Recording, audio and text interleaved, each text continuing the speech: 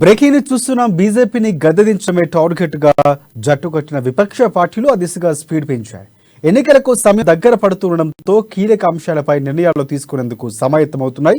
అందుకోసమే ఇవాళ రేపు మహారాష్ట్రకు మఖా మార్చాయి విపక్ష పార్టీలు. అయితే ఇప్పటిదాకా ఒక లెక్క, ఇక నుంచి మరో లెక్క అంటున్నట్ట విపక్షాల కూటమి సమావేశంలో తమ కూటమి లోగోతో పాటు భవిష్యత్తు కార్యాచరణ అనుసరించాల్సిన వ్యూహాలపై ఓ నిర్ణయానికి అవకాశాలు ఉన్నాయి. అన్నింటికంటే ముఖ్యంగా ప్రధాని అభ్యర్థి ఎవరనే దానిపై కూడా కూటమిలో చర్చ జరగబోతోంది.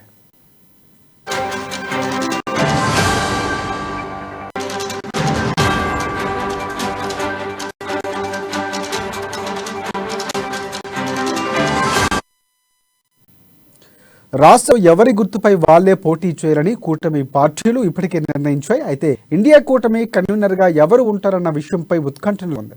కూటమి ప్రధాని అభ్యర్థిగా రాహుల్ గాంధీ ఉంటారంటూ కాంగ్రెస్ నుంచి ప్రకటన వచ్చింది. ఇక ఈ విషయంలో సందేహం అక్కర్లేదని, ముమ్మాటికి రాహుల్ గాంధీయే ప్రధాని అభ్యర్థిగా బరిలో ఉంటారని సంచలన ప్రకటన చేశారు రాజస్థాన్ సీఎం గెహ్లాట్.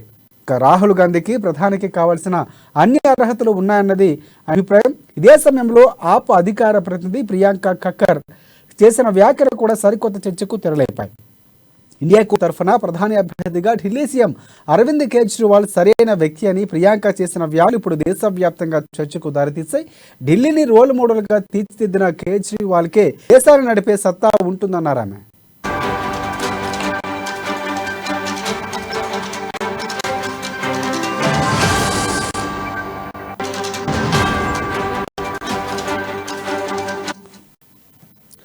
ఇక ప్రధానమంత్రి పదవి రేసులో మమతా బెనర్జీ సహా పలువురు కీలక నేతలు కూడా ఉన్నారు. మరోవైపు బీహార్ సీఎం నితీష్ కుమార్ ను కన్వీనర్ గా ఎన్నుకుంటారని ప్రచారం జరిగింది. అయితే తనకు ఆ పదవి మీద ఆసక్తి లేదని నితీష్ తేల్చి చెప్పారు.